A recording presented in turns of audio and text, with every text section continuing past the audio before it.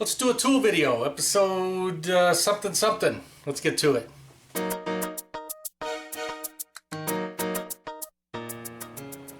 Up first, from GearWrench, we have a pliers set. This is going to be the double joint, or as they call it, double X plier set. It's going to be part number 82106.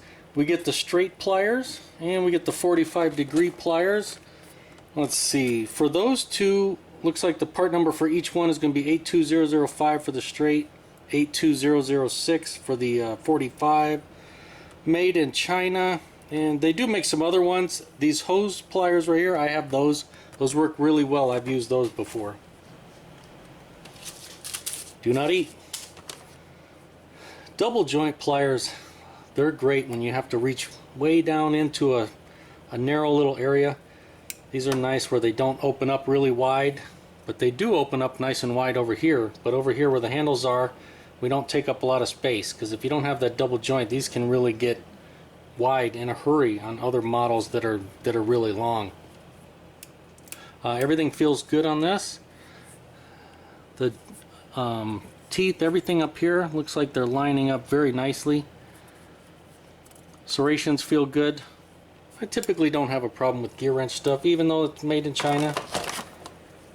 A lot of it, I haven't had a problem with them.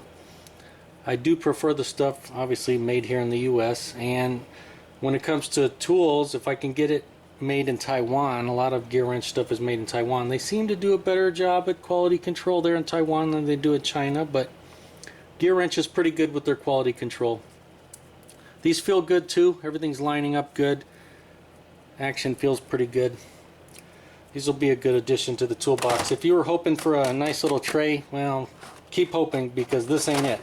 This is just a little carrier to get him home. You know, typically that's going to go in the trash. Alright, up next we got some flashlights. I'm a sucker for flashlights. I definitely like flashlights. These are made by Hattori. Super small, I don't know, something or other.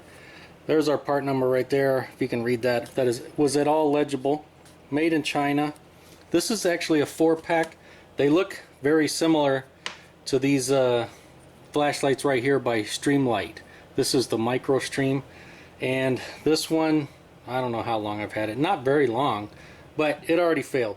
Kind of pissed me off. It was a little disappointing. I like Streamlight, but this one broke, and I didn't feel like spending another $30 for one flashlight when I think this was like 20 bucks, or maybe even less than that, for 4 of them. We can see it's definitely a decent little copy of it. Let's put a battery in and see how it works. Okay, with the battery in,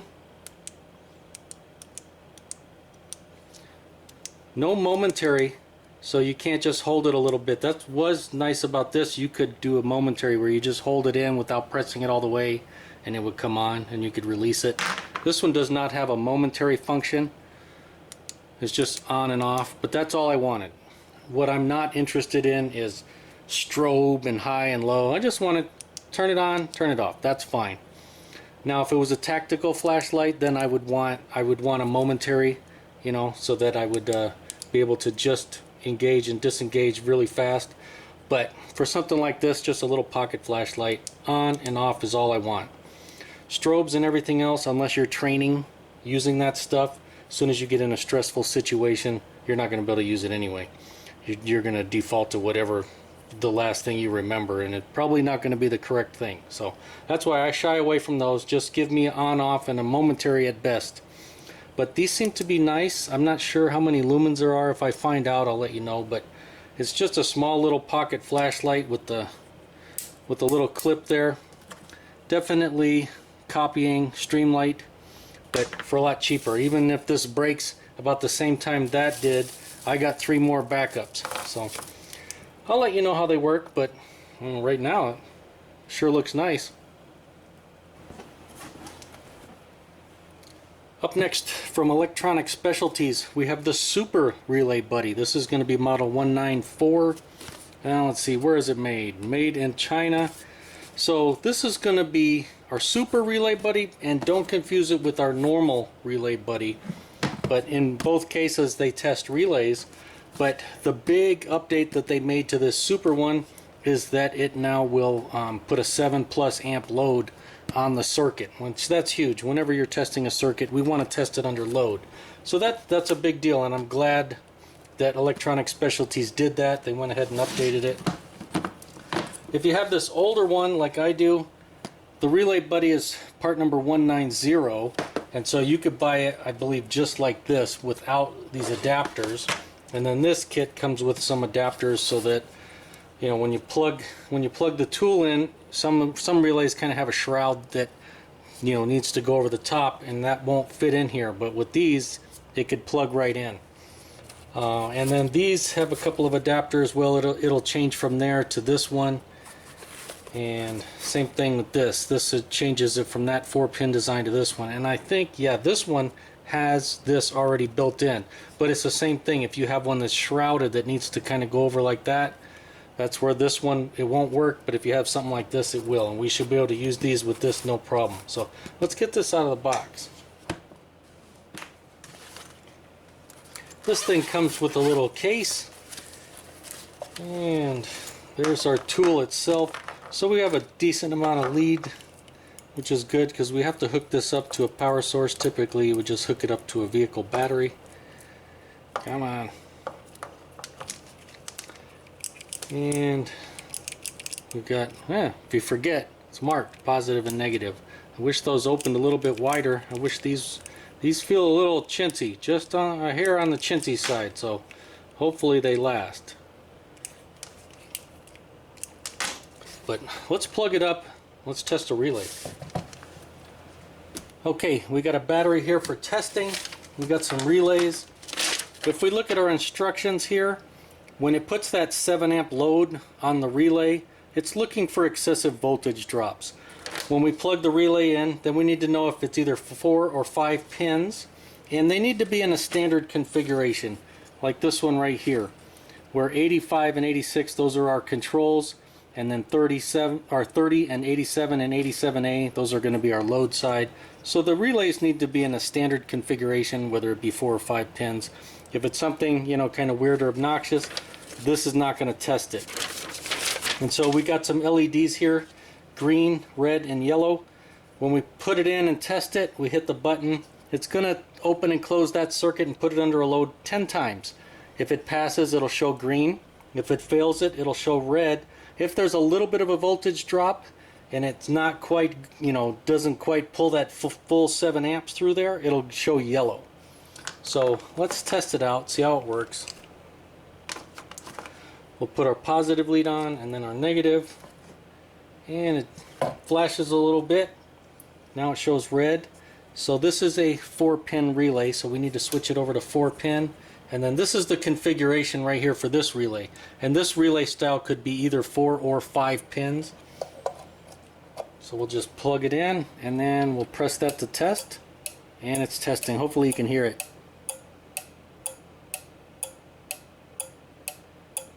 I believe this relay is good. And shows a green light. So this one tests good. Let's test one more. This is another standard 4-pin relay. Pretty much the same configuration or layout. We'll just plug this one in. We'll test this one. I don't know if this one's good or not.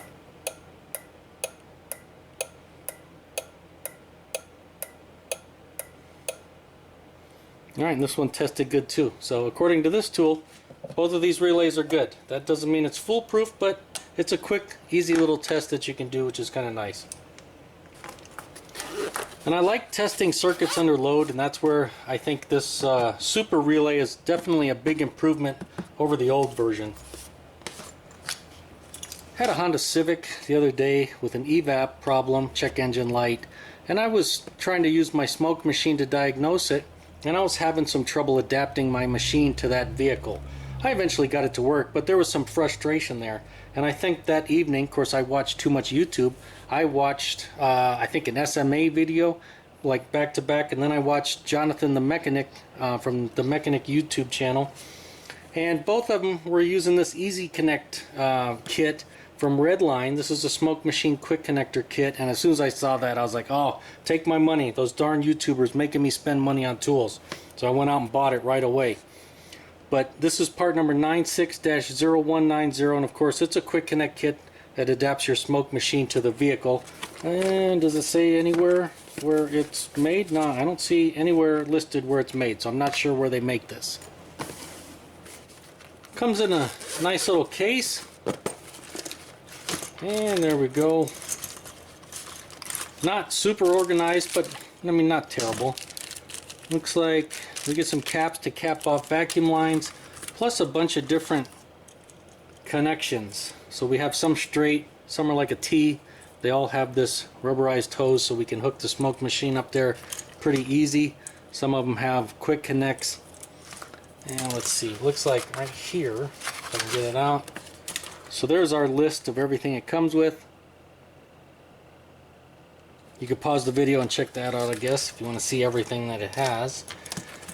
But I look forward to using this and see if we can't work it into another diagnostic video. Of course, you guys all know what SMA stands for. That's South Main Auto. So Eric's got one. Jonathan, the mechanic, he's got one. I'm sure Mike, the disgruntled mechanic, has one. Now this guy's got one. Next, from GearWrench, we got a 6-piece socket set. This is going to be for canister style oil filters. So this is going to be for a 3/8 inch ratchet. Part number 41890. And where is it made? Made in Taiwan. And let's see, where are the sizes? 24 millimeter, 27, 29, 32, 36, and 38 millimeter. So let's get it open. This comes in a nice little kit. There we can see what we get. All labeled on there.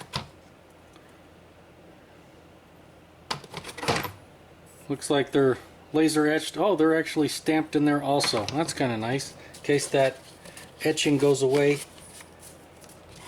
And we kind of have a little list here of some of the ones they'll go on. Cadillac, BMW, VW, Dodge, GM, Saturn, Volvo. Alright, not bad. Not a bad little selection. More and more vehicle manufacturers have gone to this canister style oil filter.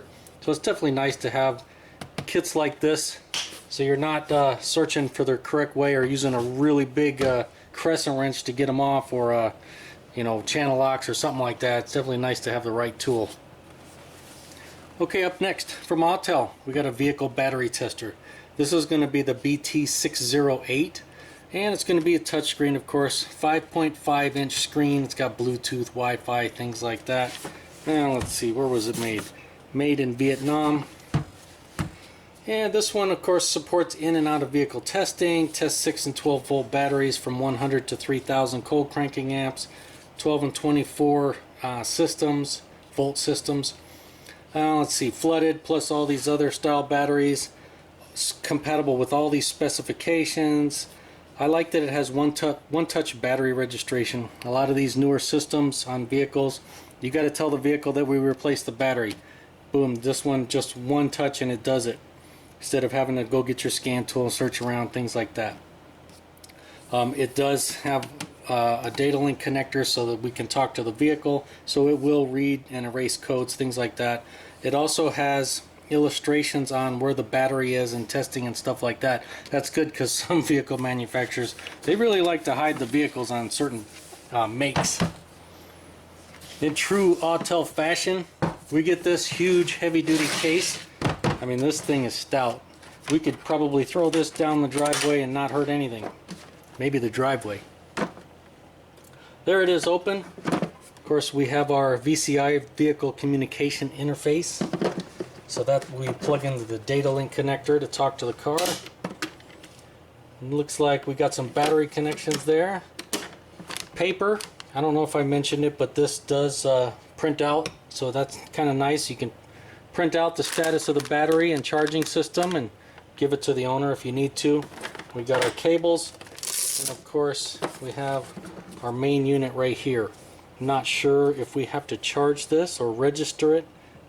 If I can, I'll check that battery that I had out here, but looks like it's not turning on. We must have to charge it, and I'll probably have to register it before I can use it. But looking forward to using this thing. I test a lot of batteries, and so this should make it nice and convenient. Definitely like some of the features it has, where it's touchscreen and things like that. Tells you where the battery's hidden. and stuff that you normally would have to look up in service data. It's nice if you just have it right at your fingertips. You don't have to go grab another tool. It does come with a charger, and it looks like it's a USB-C style adapter, and the unit's either broke or we got to charge it first before we can use it. Well, it works, but just as we thought, the battery's at 0%, and we do have to connect it to the internet, and I'll have to register it to my account before I can use it. So I'll have to show you how to use this in another video. Well, that's it for this tool video, and as always, if the video helped you out or you liked it, make sure to give it a thumbs up. Thanks for watching.